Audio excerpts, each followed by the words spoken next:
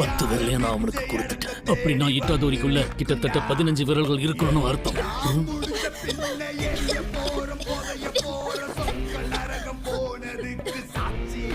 இன்னும் உயிரோட தான் இருக்கீங்களா? என் நேரத்தை வீணடிக்காதீங்க.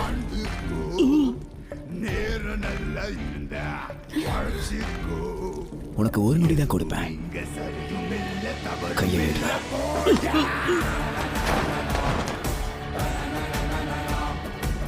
சுக்குனா எழுந்து வந்துட்டாரு. தலை நிமிர்ந்து பாக்குறீங்க.